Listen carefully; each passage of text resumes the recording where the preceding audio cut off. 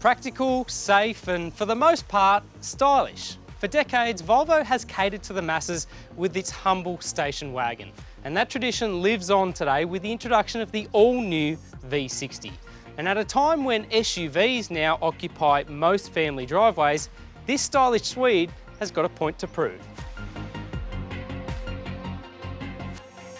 Volvo is on a roll. Having found success with the XC90 and XC60, the company has struck a chord on the SUV front with fresh designs, hugely appealing style, and as ever, redeeming safety.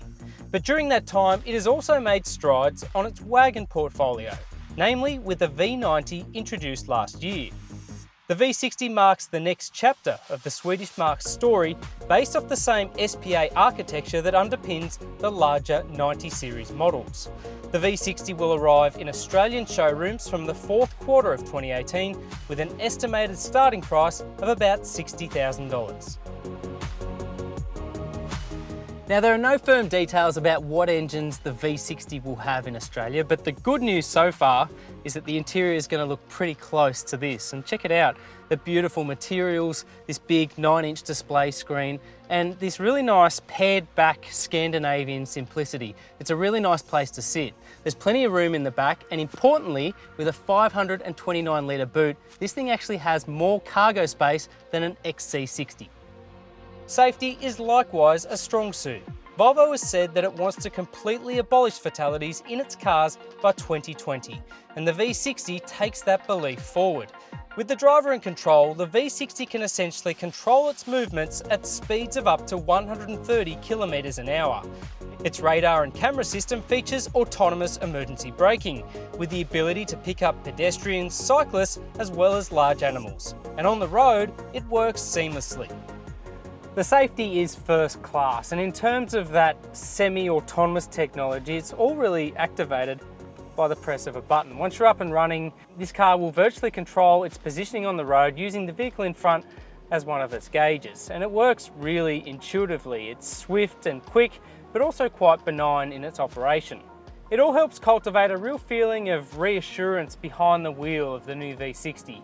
The length of this car has grown by about 12 centimetres over the predecessor, and while there is a little bit more weight, the car feels really well planted out on the road. Equally appealing is what's under the bonnet. The V60 range is exclusively a 4-cylinder lineup. At the heart of the T6 model driven here is a 2-litre petrol that is both turbocharged and supercharged, developing a combined 228 kilowatts and 400 newton meters. To be honest, it's the one to have. Power is developed quite early in the rev range, thanks in part to that supercharger, and the little 4-pot revs really cleanly all the way to its 6,500 RPM redline.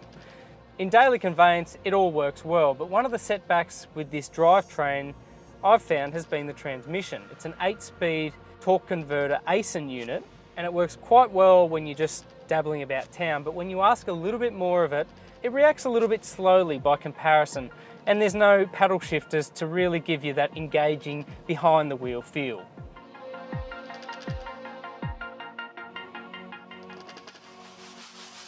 The equivalent diesel offering is less refined by comparison, with an audible grumble and low-speed turbo lag. Equally, there are some mixed feelings around the V60's ride and handling. The V60 tries to straddle that really fine line between performance and comfort, and in honesty, it does a decent enough job at both, but it doesn't really set any new benchmarks for this category.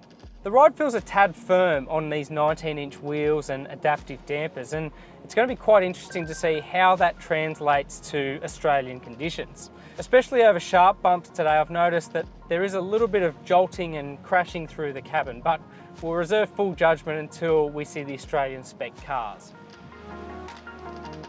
Through the bends, the V60 is nowhere near as agile as, say, Audi's A4 or BMW's 3 Series. The steering is a little bit slower by comparison, and the car just feels big, which is reflected by its new size and its weight, up to 1,730 kilograms, which is 55 kilograms more than the predecessor.